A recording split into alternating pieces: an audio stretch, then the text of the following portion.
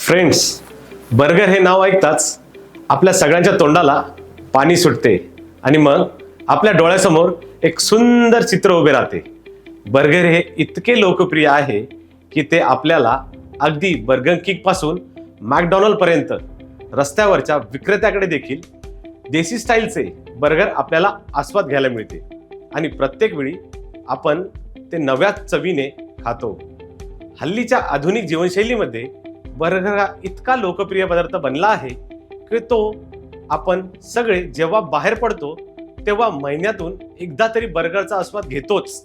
परंतु तुम्हाला हे माहित आहे का, अशा या बर्गरला सुमारे 200 वर्षापूर्वीचा इतिहास आहे.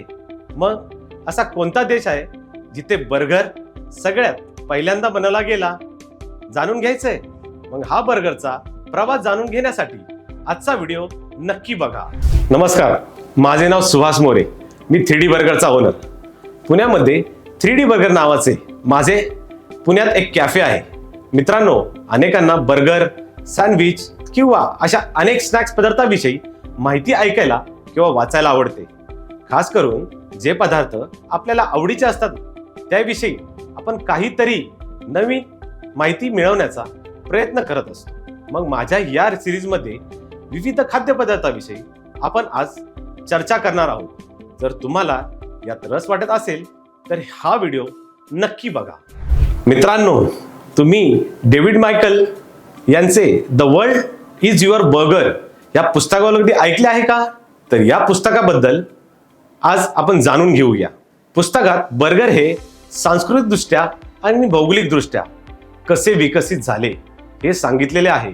या प्रकारच्या अन्नांची कल्पना पहिल्यांदा कशी केली गेली आणि नंतर ते केव्हा आणि कसे बनवले जाऊ लागले या सगळ्याचे वर्णन या पुस्तकात दिलेले आहे. तसे पाहिलं गेलं तर बर्गर सारखाच एक प्रकार सगळ्यात आधी रोम मध्ये तयार केला गेला आणि तोही पहिल्या शतकात. त्यावेळीच इसिसिया ओमेटेटा या नावाचा हा पदार्थ ओळखला जायचा.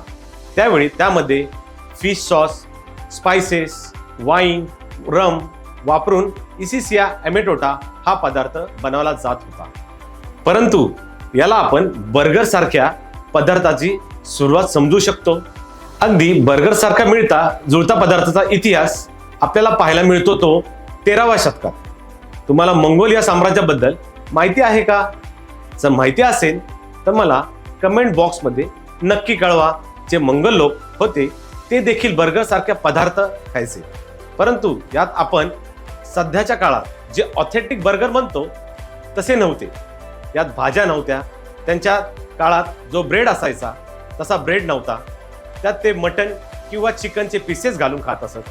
यावरून प्रेरणा घेऊन एक पदार्थ तयार झाला, तो लंडनमध्ये, ज्याला नाव पडले हॅमबर्गर. याला बनवण्याची पद्धत प्राचीन काळची होती, पण यात जोडीने काही पदार्थ समाविष्ट झाले. याला बर्गरसाठी एक खास विशिष्ट प्रकारचा सॉस तयार केला जात असे.